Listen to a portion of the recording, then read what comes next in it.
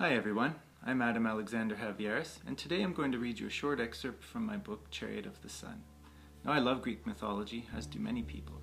I mean, these ancient tales have helped shape Western literature for ages, and they have a lot to teach us. With the Mythologia series, my goal is to take some of my favorite myths and retell them in a way that's both interesting, entertaining, and moving. Chariot of the Sun is the first of these retellings. It's the story about Phaethon, a young man who dreams of driving the chariot of the sun god Helios, but there's a lot more to the story than that. This is a story about family, about love, and of a deep longing to find one's place in the world. So, without further ado, here's a short excerpt from Chariot of the Sun.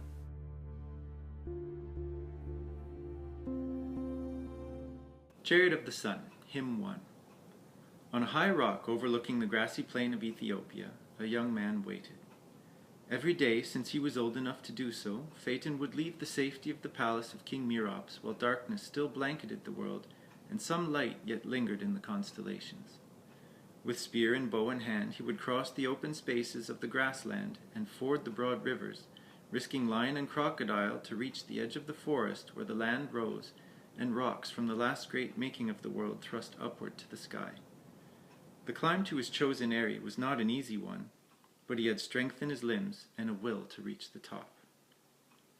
Phaethon, golden-skinned and auburn-haired, waited not for beasts to hunt, nor enemies to waylay, nor the young women carrying water upon their heads that he might abuse their bodies.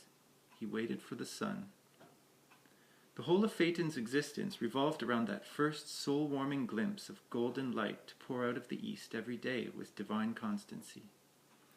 And never wavering in his devotion, he watched it, his hands gripping the edge of the rock above that deadly precipice, anticipating that first brilliant crack at the far edge of the world. It was with a longing and a lingering sadness that Phaethon watched the light of the world turn all to color, the emerald of the plains, the silver of the rivers, the blue of the oceans, and the browns and yellows of earth and mountain. He needed to feel that light as his body needed air to breathe or water to drink. The light was sustenance for his very spirit. When the light rushed upon Phaethon, he felt it rejuvenate him, fill him with power and pride and other inexplicable emotions. All about him life exploded, and he reveled in it. Flowers blossomed, flights of birds shot into the skies, and beasts crawled from their dens to welcome each new day. The rising of the sun drove them all, created anew with each rosy dawn. Phaethon stood, his tunic thrown down, his arms outspread to the world, until, having reached its zenith, he could feel the sun moving on. The young man breathed slowly, in and out, images of rushing rivers and snow-capped mountains flashing suddenly behind his closed lids, wheels turning as of fire and streaks across a singed sky. Then blinding light.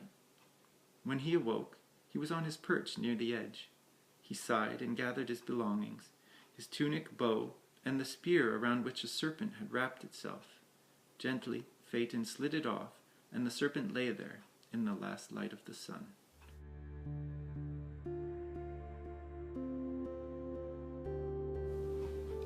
I hope you enjoyed the start of this story. I know I really enjoyed researching and writing it. If you want to read more about Chariot of the Sun, or find out where you can pick up a copy, just go to the Books tab at eaglesanddragonspublishing.com. And while you're there, be sure to sign up for the newsletter so that you can find out about future releases in the Mythologia series or other series. That's all for now. Thanks for watching, and I'll see you next time.